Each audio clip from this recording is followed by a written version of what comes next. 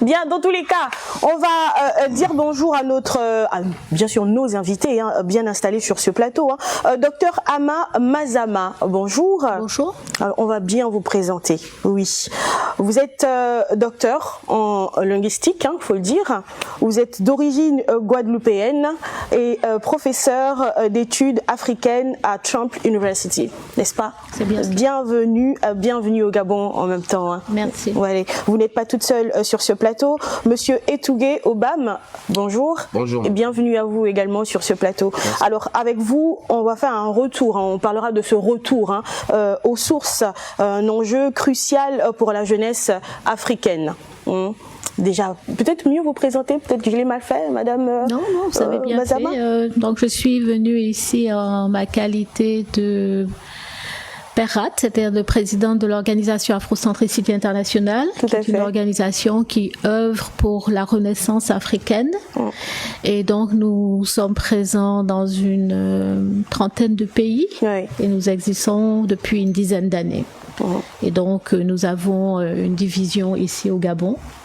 Et donc je suis venue au Gabon justement pour faire le point un peu avec mes collaborateurs ici et puis surtout porter le message que en tant qu'Africains, si nous voulons voir l'Afrique se remettre debout, eh bien il faut vraiment changer de paradigme parce que nous sommes dans une impasse depuis plus de 60 ans. Nous sommes soi-disant devenus indépendants, mais nous avons simplement fait du copier-coller qui nous a été imposé sous couvert d'universalisme et aussi, il faut le dire, sous couvert de la supériorité de l'Occident. Or, c'est une supériorité vraiment qui doit être remise en question, d'une part, ne serait-ce que par respect pour nous-mêmes. Et puis d'autre part, faire un constat honnête que ça ne va pas bien pour nous. Il est impensable qu'avec, par exemple, toutes les ressources naturelles dont jouit l'Afrique, on soit encore dans cet état de précarité, de vulnérabilité. Il n'est pas normal que notre rapport avec notre culture soit aussi douloureux, aussi difficile. Il n'est pas normal que lorsqu'on parle de nos ancêtres, on ait peur. Il n'est pas normal qu'on soit en exil alors même qu'on est chez nous et qu'on se cache pour être soi-même chez soi. Ce n'est pas normal. Tout à fait. C'est de ça que nous sommes venus parler ici. D'accord. Monsieur Etougué, peut-être enchérir? Oui, ajouter que la Père Alt Ama Mazama fait partie déjà des personnes que nous considérons au même titre que le grand professeur Cheikh Anta Diop. Donc c'était un événement historique que vous avez au niveau du Gabon, recevoir une telle personnalité, et c'est pas donné. Les ancêtres ont voulu que ça se passe à cet instant. Donc on souhaite vraiment que toutes les personnes qui sont imprégné de l'esprit de liberté puisse faire le pas vers Ama Mazama lorsqu'elle va commencer à diffuser ces messages à partir de demain. D'accord, les gars. Alors, avant de rentrer dans le vif du sujet, évidemment, quand même, un mot en honneur à Nyuserere Kalala Omotunde. Bon, Kalala Omotunde était mon compatriote, parce que nous sommes tous les deux de la Guadeloupe. Tout à fait. Et effectivement, je reconnais qu'il a fait un travail très important de divulgation, donc des œuvres de grands intellectuels comme Cheikh Anta Diop et d'autres. Donc je salue ce travail qu'il a fait vraiment sur le terrain pour ouvrir les yeux et divulguer, permettre que les recherches de grands chercheurs soient rendues accessibles au grand public. Alors, l'afrocentricité, c'est quoi? L'afrocentricité, c'est une méthodologie pour la libération de l'Afrique. Et quand je dis l'Afrique, bon, l'Afrique ici, l'Afrique en dehors de l'Afrique, c'est vrai que même nous qui sommes des enfants de déportés africains, nous sentons extrêmement concernés par ce qui se passe en Afrique, parce que ça nous affecte aussi, et puis aussi parce que l'Afrique, nous avons un attachement réel pour cette terre qui est notre terre ancestrale. Donc l'afrocentricité est une méthodologie pour la libération de l'Afrique qui dit quelque chose de très simple, mais en même temps de très puissant à cause de la situation dans laquelle nous sommes, que simplement nous devons recommencer à percevoir le monde et nous-mêmes, bien sûr, à partir de notre propre perspective.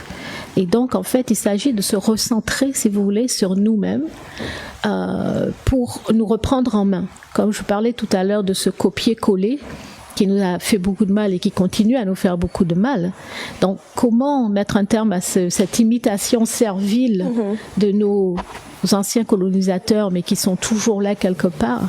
Comment tuer le blanc qui est en nous, si vous voulez? Comment arrêter de souffrir de ce que j'appelle le syndrome de la validation blanche? Et ne plus s'enterrer ou penser que nous avons absolument besoin d'être validés par l'Occident. Et donc, l'afrocentricité, c'est cela, c'est nous remettre au centre de nous-mêmes. Et ça, au sens plein du terme. Donc, quand on parle de retour aux sources, c'est cela. Quelle est notre spiritualité? Quelles sont nos valeurs? Comment est-ce que nous devrions être au monde? Comment nous devrions nous comporter? N'est-ce pas? Quel est notre code moral? Est-il vrai qu'avant le christianisme, nous n'avions pas de code moral, que nous avons attendu la Bible pour savoir comment nous comporter? Je ne le crois pas vraiment. On sait que ce n'est pas vrai.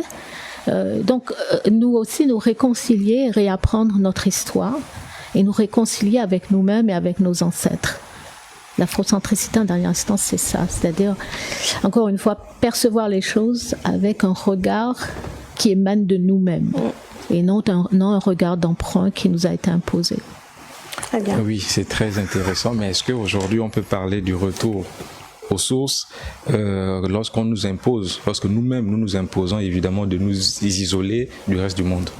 Nous isoler? Pourquoi? Isoler du reste du monde. Pourquoi? Pour penser que retourner à nos sources, c'est nous isoler? Ben, je vous pose la question. Oui, absolument pas. Dites-moi, est-ce que, j'aime bien utiliser cette analogie parce qu'elle parle bien, est-ce que si vous avez un chien, vous attendez du chien qu'il fasse quoi? Qu'il aboie, pas vrai? Si votre chien se met à miauler, vous pensez que votre chien a un problème. Vous comprenez? Donc, tout ce que nous voulons, c'est être nous-mêmes. Ce n'est pas s'isoler que de vouloir être soi-même. En fait, toutes les personnes qui se respectent souhaitent être elles-mêmes. En plus, si vous imaginez bien que l'humanité a pris naissance en Afrique, quelque part, nous définissons, n'est-ce pas, de façon fondamentale l'humanité. Donc, vouloir être africain aujourd'hui, ce n'est pas s'isoler, mais c'est simplement vouloir occuper sa part d'espace humain en tant qu'Africain, de la même façon qu'on attend d'un chien qu'il aboie, d'un chat qu'il miaule, d'un mouton qu'il bêle, on attend des Africains qu'ils soient africains. C'est très simple. Oui, alors j'ai une question. Oui, je sais que le sujet te passionne au moins autant que moi, ça c'est clair. Hier, il y avait Cheikh Anta Diop, en passant par Kalala Motunde. Mais aujourd'hui, quel est votre regard par rapport à l'évolution je vais parler de l'africanité de manière générale. Il y a plusieurs personnes qui se sont succédées. Le combat est mené depuis plusieurs années. Et aujourd'hui, quel est votre regard par rapport à l'évolution de ce combat? Ce combat, je pense qu'effectivement, on le mène depuis longtemps. Ce n'est pas nouveau. Dans la diaspora, dès le 19e siècle, fin 19e siècle, avec quelqu'un évidemment comme Marcus Mosiah Garvey, qui disait l'Afrique aux Africains. Vous voyez,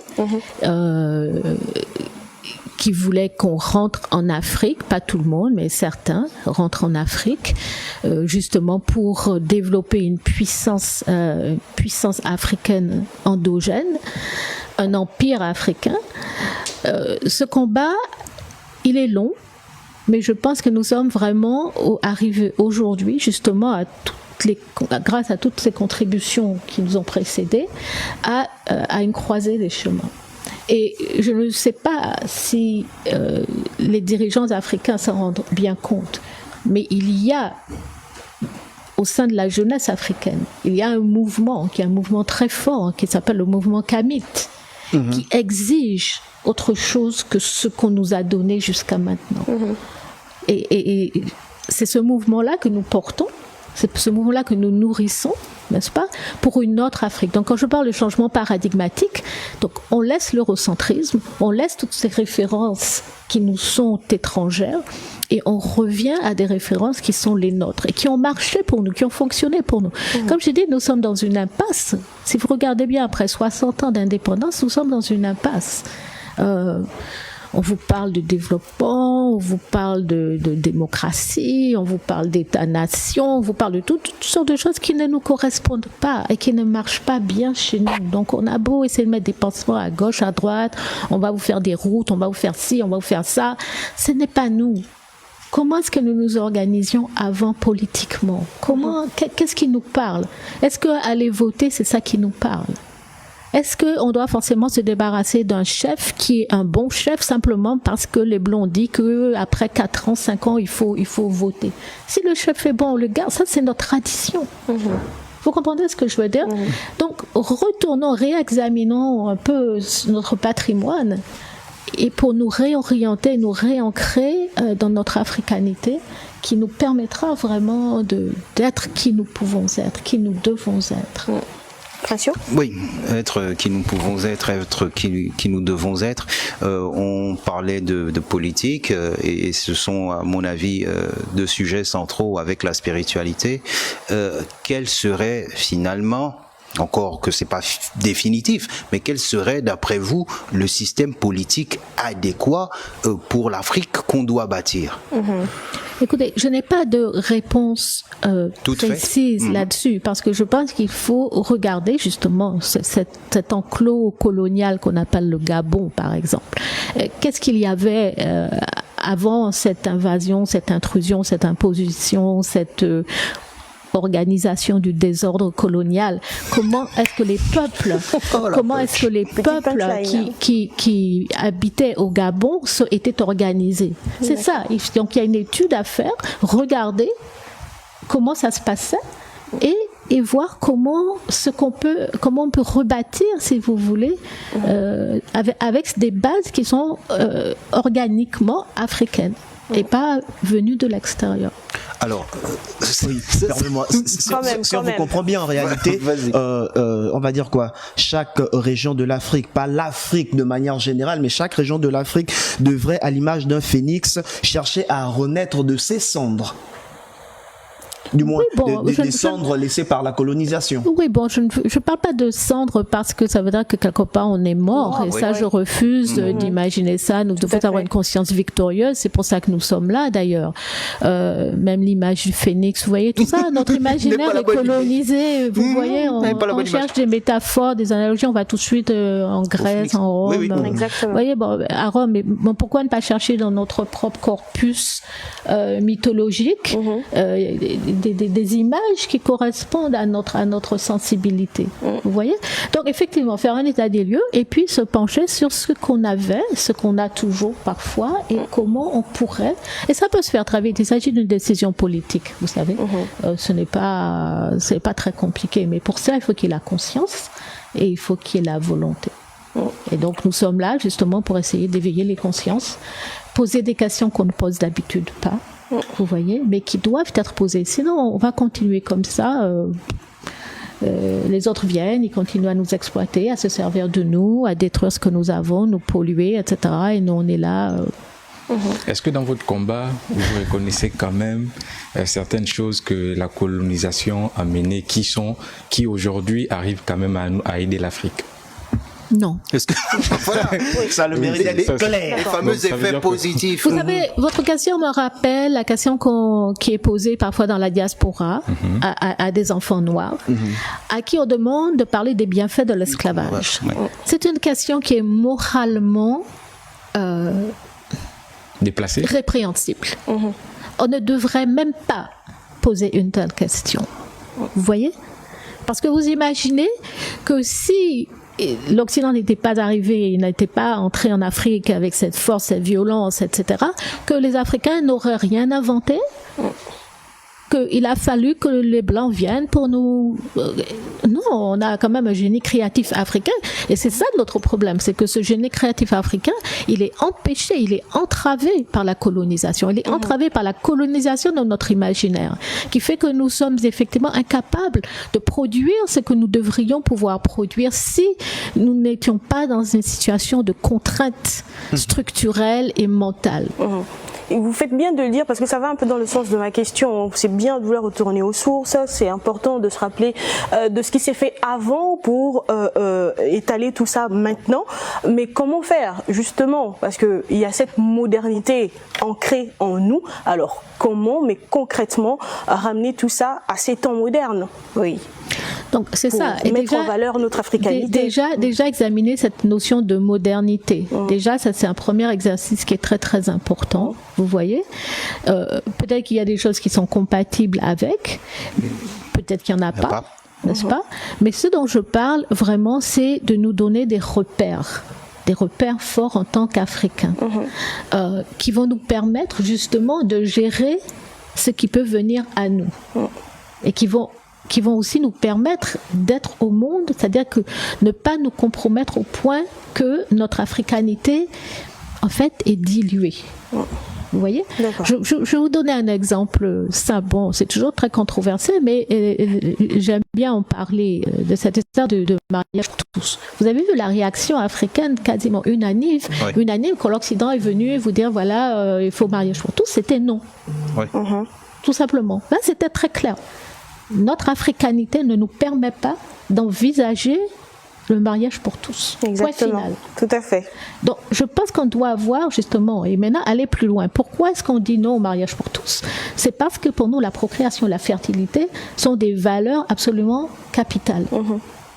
Donc, on peut commencer, vous voyez, à faire émerger des repères d'africanité que nous assumons de façon consciente et délibérée. C'est-à-dire qu'on ne dit pas simplement non, on sait pourquoi on dit non. D'accord. Bien d'accord. Mais ça va être long quand même, hein, Madame Mazama. Ça va être long et passionnant. Vous savez, nous sommes un peuple de l'éternité. Nous étions les premiers, nous serons les derniers. Donc nous avons le temps. Je suis bien d'accord avec vous. Alors, on vous a pas oublié, hein, Monsieur Etougué, Obama. Oui, peut-être nous dire où a lieu cette conférence. Déjà, la première conférence aura lieu à l'ENES, à l'École normale supérieure, à partir de 9h. Donc soyez nombreux, à 9h jusqu'à 13h. Venez vous abreuver des lumières d'Ama Mazama, ce sera important.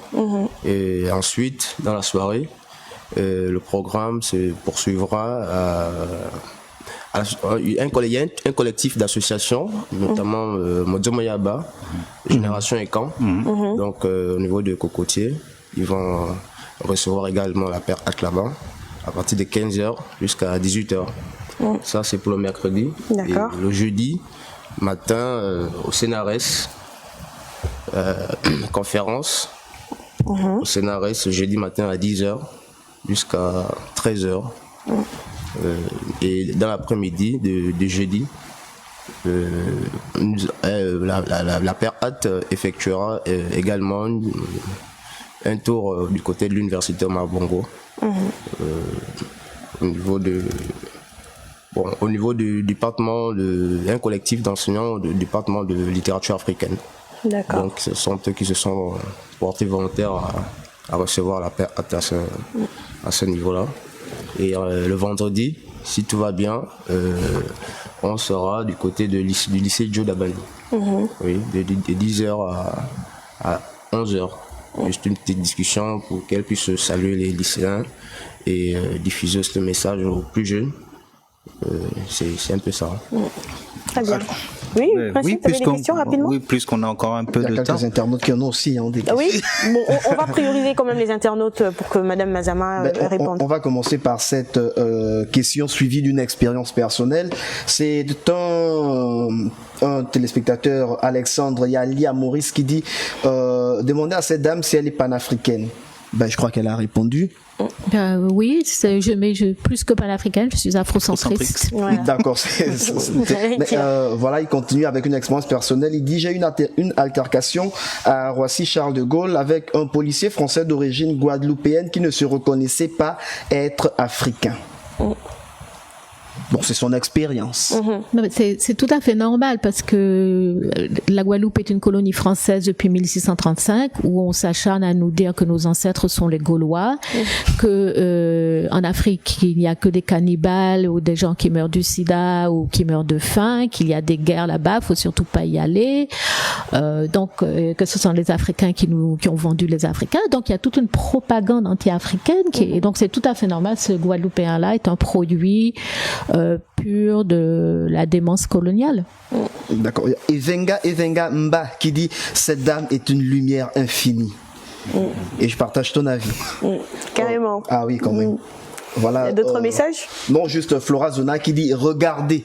Ben, nous regardons tous. Nous regardons. On va prendre ce message sur le 077 08 19 11. Il y a un téléspectateur qui dit: bonjour au plateau Midi et Première. Je suis d'accord avec ce que dit la dame sur le retour aux sources. Nous sommes africains et restons africains. Ne cherchons pas à copier les autres. Avant la colonisation, les Africains étaient très bien organisés, même dans le mode de gestion de la société. Le problème actuel de l'Afrique, c'est l'Afrique. La Bible n'a rien à voir avec le noir. Les noirs sont très complexes. Complexé. D'accord. Vous êtes d'accord avec ça, madame? Tout à fait. Tout à fait. Nous sommes aliénés, mais c'est normal parce que c'est voulu. Il y a des mécanismes. L'école la scolarisation joue un rôle fondamental. Vous pouvez, je vais échanger avec des enseignants gabonais, mais je suis à peu près sûre que ce qui se passe au Gabon, c'est ce qui se passe ailleurs, à savoir qu'on vous remplit de l'Europe, on vous parle de Paris, des rois, des reines de France, de la Première Guerre mondiale, la Deuxième Guerre mondiale, même s'il n'y avait que les Blancs qui étaient dedans, et quelques Japonais, donc, mais tout de suite ça devient le monde, et nous, on est nulle part, c'est-à-dire qu'on est invisible. On n'a jamais rien fait. On est invisible, et donc on devient maintenant décentré par rapport à nous-mêmes, on est plein d'eux, rempli d'eux, ils nous occupent mentalement. On devient une pâle copie de nous-mêmes. À la limite, on devra se réjouir de toutes ces oppressions. Oui, c'est-à-dire qu'on s'identifie à eux. Voyez, mais on s'identifie à eux et ça pose d'énormes problèmes parce que quand on s'identifie à eux, ça veut dire qu'on est contre nous-mêmes. Tout à fait, je suis d'accord. Voyez, donc il faut mettre un terme à tout cela en fait. Donc Exactement. Vous avez la scolarisation, vous avez les médias et alors évidemment l'Église, les religions chrétiennes, musulmanes. Donc là on est bien phagocyté mentalement et donc ça donne ce qu'on voit. Tout à fait.